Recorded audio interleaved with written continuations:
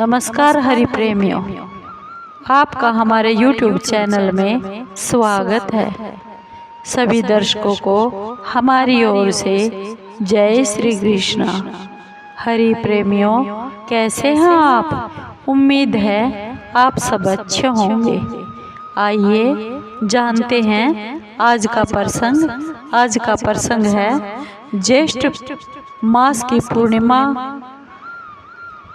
की व्रत तारीख, शुभ मुहूर्त और व्रत कथा और पूजा विधि। हरि प्रेमियों, उससे पहले अगर आप हमारे चैनल पर नए हैं तो प्लीज़ चैनल को सब्सक्राइब ज़रूर कर लीजिए और बेल आइकन को ज़रूर दबा लीजिए ताकि आप तक हमारे सारे नोटिफिकेशन पहुंचते रहे। हरि प्रेमियों, आपका एक सब्सक्राइब भी हमारे लिए बेहद मायने रखता है।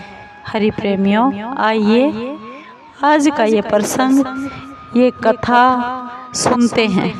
ज्येष्ठ मास को लोक भाषा में जेठ भी कहा जाता है और ज्येष्ठ मास की शुक्ल पक्ष की पूर्णमासी को ज्येष्ठ पूर्णिमा कहा जाता है।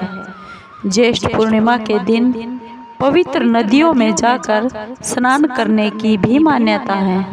माना जाता है कि ऐसा करने से मनुष्य के सभी पापों का नाश होता है। इस दिन पितरों के लिए भी दान और पूजा की परंपरा है। औरतें इस दिन भगवान शिव और भगवान विष्णु की पूजा अपने पति की लंबी उम्र के लिए करती हैं। इस दिन वट सावित्री का व्रत भी रखा जाता है, जिसे वट पूर्णिमा व्रत कहा जाता है। इस दिन महिलाएं श्रृंगार करके अपने पति की लंबी उम्र की कामनाएं करके वट वृक्ष की पूजा करती हैं। हरि प्रेमियों, ज्येष्ठ पूर्णिमा का क्या महात्म है, आइए जानते हैं। ज्येष्ठ पूर्णिमा का स्नान दान आदि के लिए तो महत्व है ही, साथ में यह पूर्णिमा और भी खास बात के लिए मानी और जानी जाती है, जो यह है कि इस दिन भगवान शिव अमरनाथ की यात्रा के लिए गंगा जल को लेकर आज के दिन ही शुरुआत करते हैं। इसके साथ ही यह दिन उन लोगों के लिए भी बेहद खास होता है जिन लड़के और लड़कियों का विवाह होते होते रुक जाता है या फिर उसमें किसी प्रकार की बाधा आ जाती है, तो भगवान भक्तों के सभी दुख दूर करते हैं। और हिंदू पंचांग के अनुसार ज्येष्ठ माह हिंदू वर्ष का तीसरा महीना होता है। भविष्य पुराण के अनुसार इस दिन दान और व्रत करने का, तीर्थ स्नान करने का विशेष महत्व बताया गया है। ज्येष्ठ पूर्णिमा पर बरगद के पेड़ की पूजा करनी चाहिए। इस दिन बरगद के पेड़ के प्रति बहुत ही श्रद्धा और सम्मान व्यक्त करते हुए पूजा की जाती है। बरगद यानी बड़ का पेड़। बरगद के पेड़ को पवित्रता का प्रतीक भी माना जाता है। यह भी मान्यता है कि यम और सावित्री के बीच जो बातचीत हुई थी वह बरगद के पेड़ के नीचे ही हुई थी। बरगद का पेड़ देवताओं की त्रिमूर्ति अर्थात ब्रह्मा विष्णु महेश का प्रतीक माना जाता है, जिसे त्रिवेणी भी कहते हैं। इसलिए बड़ के पेड़ की पूजा करने से ब्रह्मांड के रखवाले तीनों ही देवता खुश हो जाते हैं। और यह भी माना जाता है कि यदि ज्येष्ठ पूर्णिमा व्रत पूजा का सही तरीके से पालन किया जाए तो एक विवाहित महिला के शारीरिक और मानसिक कल्याण में बहुत सारी जीवन में खुशियाँ आती है। ज्येष्ठ पूर्णिमा की व्रत विधि है। ज्येष्ठ पूर्णिमा के दिन सुबह सुबह जल्दी उठकर स्नान ध्यान आदि से निवृत्त होकर साफ और शुद्ध वस्त्र पहने जाने चाहिए।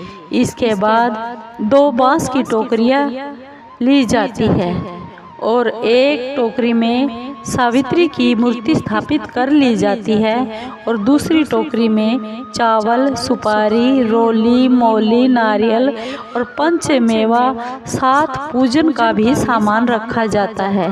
और किसी भी बड़ के पेड़ के नीचे जाकर विधि विधान से हाथ में चावल और जल लेकर ज्येष्ठ पूर्णिमा और वट पूर्णिमा का ध्यान करते हुए व्रत का संकल्प किया जाता है।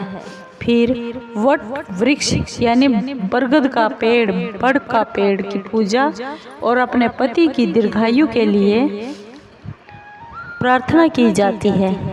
ऐसी भी मान्यता है जो महिलाएं जेठ पूर्णमासी का व्रत करती है उनकी सभी की मनोकामनाएं पूर्ण होती है, क्योंकि इसी दिन सावित्री माता ने अपने पति को यमराज से इस व्रत को करने के बाद ही वापस इस संसार में जीवन दान दिलाया था।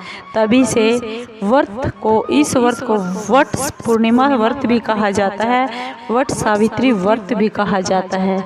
इसके बाद महिलाएं बड़ के पेड़ की चारों ओर मौली लपेटती है और 7 बार चक्कर लगाते हुए विधि विधान से वट वृक्ष की पूजा करती हैं। और पूजा के बाद श्री आरती और फिर कथा सुनाई जाती है या फिर आपस में सुनाई जाती है। ज्येष्ठ पूर्णिमा के व्रत की कथा इस प्रकार है। यह एक पौराणिक व्रत कथा है। इस पौराणिक व्रत कथा के अनुसार एक राजा थे, उनका नाम अशोपति था। अशोपति घर में सावित्री के अंश से पुत्र का जन्म हुआ, जिसका नाम महाराज ने सावित्री रखा। पुत्री युवावस्था को प्राप्त हुई। यह देखकर राजा ने अपने मंत्रियों से सलाह की और इसके बाद राजा ने अपनी बेटी सावित्री से कहा कि उसे योग्य वर को देने का समय आ गया है। वह उसकी आत्मा के अनुसार वर को नहीं पा रहा, इसलिए वह उसे अपनी पुत्री को यह कहकर भेज देता है कि अपनी पसंद का वर ढूंढ लो, ताकि वह स्वयं ही अपने योग्य वर ढूंढ ले।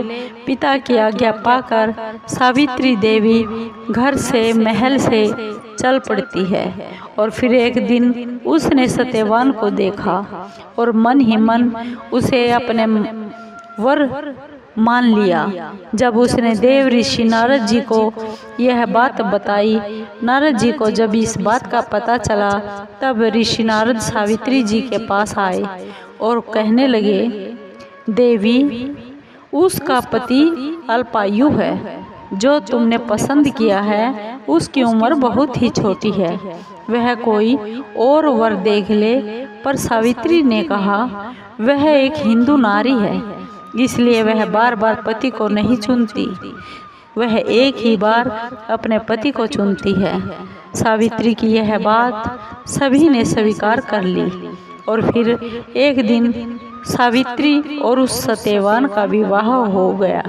एक दिन सत्यवान के सिर में बहुत ज़्यादा दर्द होने लगा। सावित्री ने बड़ के पेड़ के नीचे अपनी गोद में पति के सिर को अपनी गोद में लिटा लिया, रख लिया।